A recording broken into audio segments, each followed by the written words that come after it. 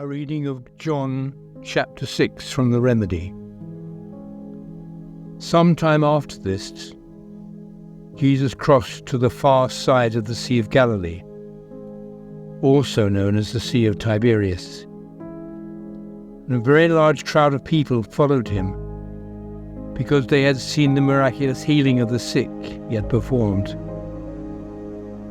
Then Jesus went part way up the mountainside, found a level place and sat down with his disciples. It was almost time for the Jewish Passover feast. When Jesus looked up and saw the great crowd of people coming toward him, he said to Philip, "Where can we buy food for all these people?" Jesus asked him only to provide Philip an opportunity to expand his thinking and strengthen his confidence in him, as Jesus had already decided how he was going to feed them. But Philip was still struggling to see the immediate earthly perspective, so he answered, "Even if we had 8 months' wages, it would not be enough to buy food enough to feed everyone." Another of his disciples, Andrew, Simon Peter's brother, spoke up. "We found a small boy with 5 small barley loaves and 12 small fish. But how far will they go among so many?" Jesus said, "Have the people sit down." There was a large meadow there, and the people sat down. There were about 5,000 men, as well as women and children. Jesus took the 5 loaves and 2 fish, gave thanks to his Father, and distributed them to all those who were seated. Everyone ate as much as they wanted. When they were all satisfied, Jesus said to his disciples, "Gather all the leftovers and don't waste anything." So each disciple took a basket and filled it with pieces, so that 12 baskets of leftovers were collected. After the people saw the miracle of feeding such a large crowd, they began to say, "Surely this is the Messiah who is to come into the world and deliver us." His own disciples were becoming caught up in such talk, as they seemed to always focus on earthly triumph rather than spiritual healing. But Jesus, knowing that they were intending to come and use the methods of Satan, the methods of force, to make him king, and because he would never use such methods, withdrew to a mountain retreat by himself. When evening came, his disciples went down to the lake, got into a boat and set out for Capernaum. Darkness had fallen, and Jesus had not yet joined them. A severe storm arose, and the waters became very rough. After they had rowed about 3.5 miles, they saw Jesus approaching the boat as he was walking on the water. They saw that it was Jesus, but their understanding of his true nature was so clouded by their lifelong misconceptions that instead of rejoicing, they became terrified. But Jesus was patient and gentle with them, and said, "It is just me. There is no need to be afraid." Hearing Jesus' voice calmed them, and they were willing to let him into the boat. And immediately the boat reached the shore they were heading to. The next day, the crowd that Jesus had fed with loaves and fish realized that the disciples had left in the only boat around, and Jesus had not been with them. Then some boats from Tiberias landed nearby the place where the people had eaten the bread after the Lord had given thanks. As soon as the crowd realized that both Jesus and his disciples had gone, they got into the boats and went to Capernaum in search of them. When they found Jesus on the other side of the lake, they asked him, "Teacher, when did you get here and how did you come since your disciples took the only boat?" Jesus answered, "I tell you plainly, you seek me not because you saw the miracles and understood the truth I have come to reveal, because you were fed with loaves and fish and are no longer hungry.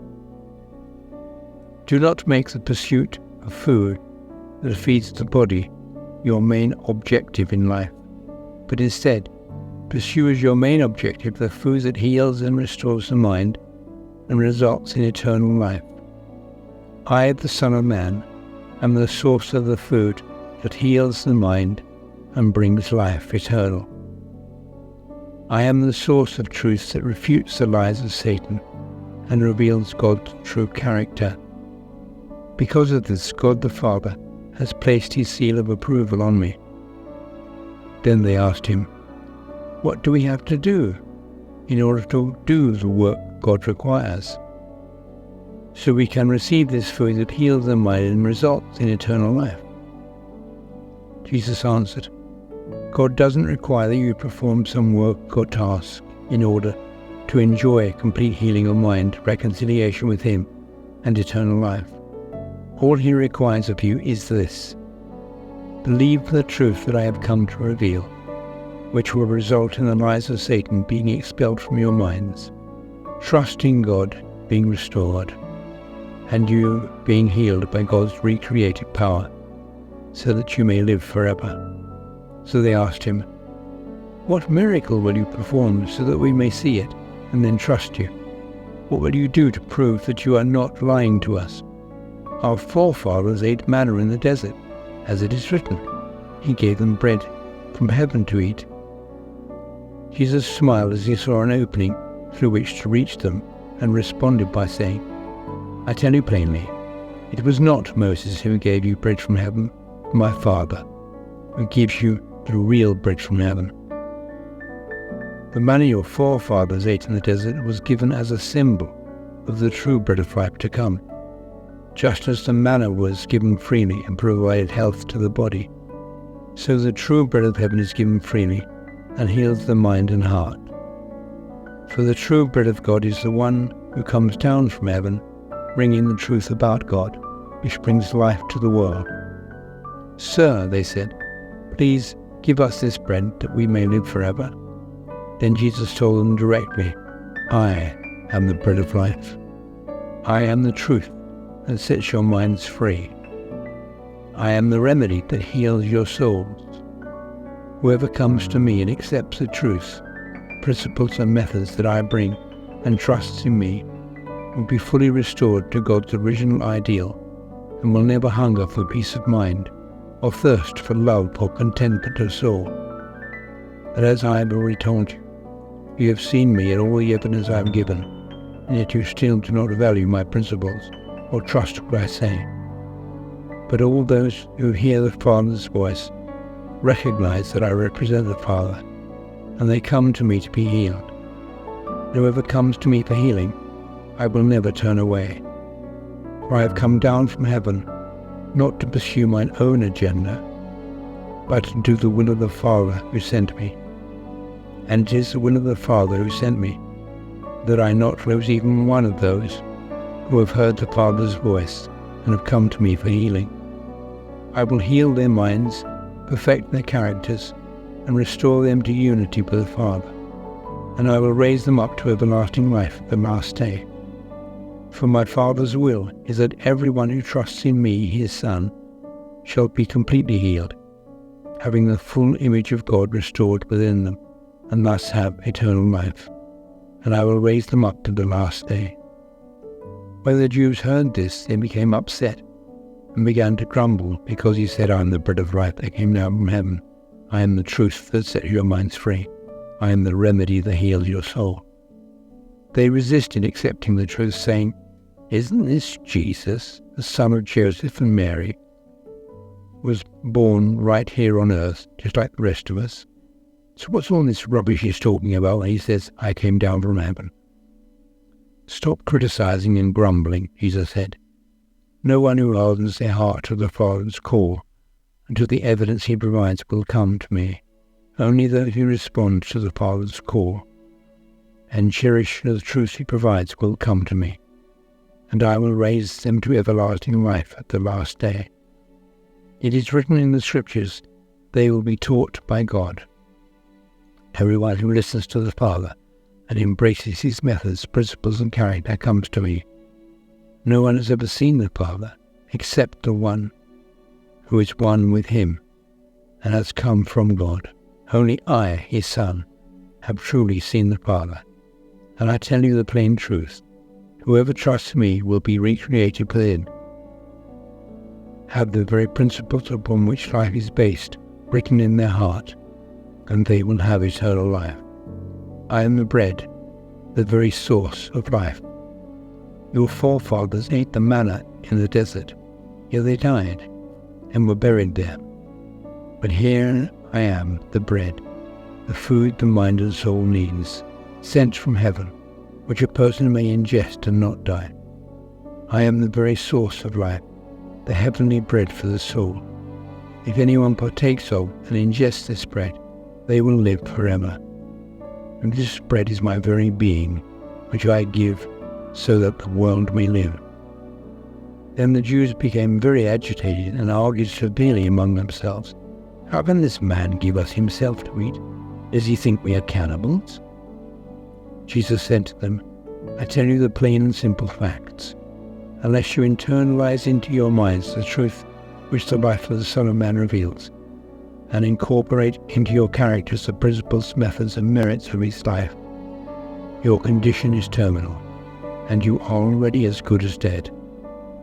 Whoever partakes of the truth my life reveals, and incorporates my character into theirs, is cured of their terminal condition, and I will raise them up to eternal life the last day.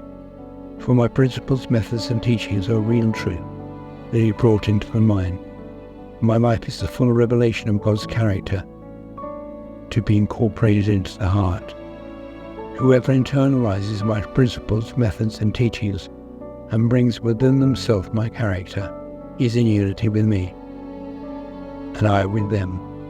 Just as the living Father sent me, and I draw all my sustenance from the Father, so the one who connects to me and takes me into their mind will live, because I will cure them. I am the bread, the heavenly remedy for your diseased minds. Your forefathers ate manna and died, but whoever partakes of this bread, this remedy, will be cured and live forever. He said this while teaching in the synagogue in Capernaum. On hearing this, many of his disciples said, This is a very difficult assignment. Do you think anyone will do it? Jesus was aware that his disciples were complaining about this, so he said to them, Does this offend you? What if you see me, the Son of Man, ascended to heaven where I was before?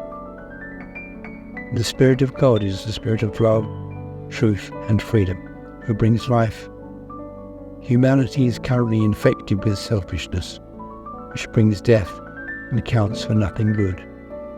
The words I have spoken to you are the truth. They heal and bring life. Yet there are some of you who do not believe me. But Jesus had known from the beginning which of them did not trust him and will betray him. He added, This is why I told you that only those who respond to the Father's call and cherish the truth it provides will come to me. It was at this time that many of his disciples turned back and no longer followed him. Jesus looked sadly at the 12 and said, You don't want to leave me too, do you? Simon Peter responded, Master, where will we go, and whom will we follow? You are the remedy to heal our minds and give eternal life. We trust you, and know that you are the Holy One of God, the exact expression of his being. Jesus replied, I have chosen you, the 12. Yet one of you is filled with the devil's principles of selfishness. He was referring to Judas, the son of Simon Iscariot, who, though one of the 12, would later betray him.